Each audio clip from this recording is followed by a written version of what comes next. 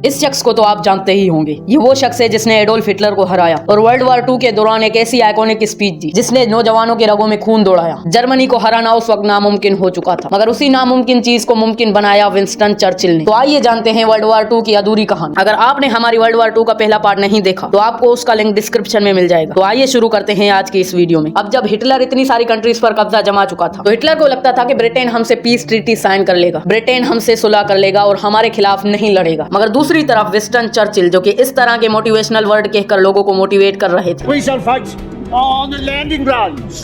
We shall fight in the fields and in the streets.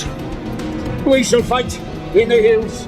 अब सब लोगों को लग रहा था कि ब्रिटेन जर्मनी से हारने वाला है और दूसरी जानिब हिटलर चाहता था कि मैं पूरी दुनिया पर राज करूं। और आखिरकार वो दिन आ गया जिस दिन जर्मनी ने यूके पे अटैक किया। ये दिन था 10 जुलाई 1914। जर्मनी के फाइटर जेट्स यूके की तरफ रवाना होते हैं और अटैक कर देते हैं, मगर ब्रिटेन भी यहाँ पीछे नहीं हटता। एक टफ फाइट होती है, मगर ब्रिटेन को ज्यादा लॉसेस का सामना करना पड़ता है। ऐसे ही बहुत सारे छोटे मोटे अटैक्स होते रहते हैं। अब जर्मनी रात को भी अटैक करना शुरू कर देता है ब्रिटेन पर, और ऐसी ही एक रात थी 24 अगस्त 1914 जब जर्मनी लंदन पर अटैक कर देता है। और चर्चिल ये सुनकर हैरान होता है कि जर्मनी हमारी सिटीज पर भी हमला कर रहा है। ये जो वार चल रही थी जर्मनी और यूके के बीच में, इसमें ज्यादातर सिटीज पर हमला नहीं किया जाता, मगर जब जर्मनी ने लंदन पर अटैक किया तो चर्चिल ने कहा कि मैं भी अब जर्मनी की सिटीज पर अटैक करूंगा। लंदन के अटैक के बाद यूके रिटेलिएट करता है और बर्लिन पर अटैक कर देता है। आपको बताते चले कि बर्लिन जर्मनी का कैपिटल है और ये वही जगह थी जहां हिटलर रहा करता। वैसे हमने हिटलर पर एक और वीडियो बनाई हुई है, अगर आपने नहीं देखी तो उसका लिंक भी हम डिस्क्रिप्शन में डाल देंगे। जब ये बर्लिन पर अटैक होता है तो हिटलर बड़ा गुस्से में आ जाता है और 1000 से ज्यादा फाइटर जेट्स भेज देता है ब्रिटिश की ओर। कैसा खतरनाक मंजर होगा कि एक ही वक्त में 1000 फाइटर जेट्स आपकी देश की ओर आ रहे हैं। ये सुनकर आपको लग रहा होगा कि ब्रिटिश का गेम ओवर है, मगर ये अटैक ब्रिटिश रोक देता है। ये सुनकर आप हैरान होंगे कि 1000 फाइटर जेट्स का मुकाबला सिर्फ 600 फाइटर जेट्स ने किया। जी हाँ, ब्रिटिश के सिर्फ 600 फाइटर जेट्स थे और उन्होंने जम के रिटेलिएट किया और जर्मनी के फाइटर जेट्स को मजबूर कर दिया था कि वो अपने देश की ओर जा सके। वैसे इस दिन को बुलाया जाता है the battle of Britain day. इस अटैक के बाद हिटलर पीछे हट जाता है, मगर हिटलर रुकने वाला कहां था। हिटलर ने एक तरफ से वार रोकी थी मगर दूसरी तरफ से शुरू की थी। अब हिटलर की नजर ब्रिटिश पर नहीं थी बल्कि यूएसएसआर पर थी। यूएसएसआर यानी आज का रशिया,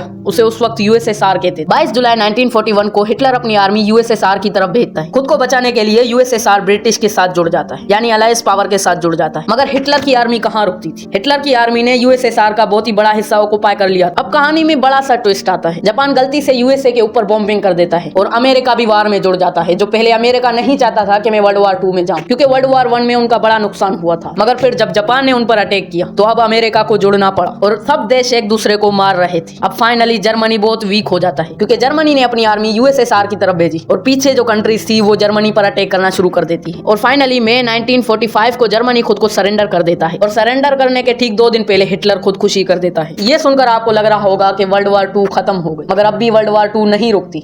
जापान खुद को सरेंडर नहीं करता और थोड़ी बहुत बॉम्बिंग करता रहता है। और अब वक्त आता है 6 अगस्त 1945। ये वो दिन था जब इंसानियत के होश उड़ गए। एक ऐसा बड़ा धमाका हमें देखने को मिला जिससे इंसानियत खत्म हो सकती थी। ये धमाका कोई और नहीं बल्कि एटॉमिक बॉम्ब था। 6 अगस्त 1945 को यूएसए ने जापान पर एक एटॉमिक बॉम्ब गिराया, जिसके साइड इफेक्ट आज भी हमें देखने को मिलते हैं। हिरोशिमा और नागासाकी, इधर 2 एटॉमिक बॉम्ब गिराए गए। वैसे एटॉमिक बॉम्ब की कहानी हम नेक्स्ट वीडियो में समझेंगे।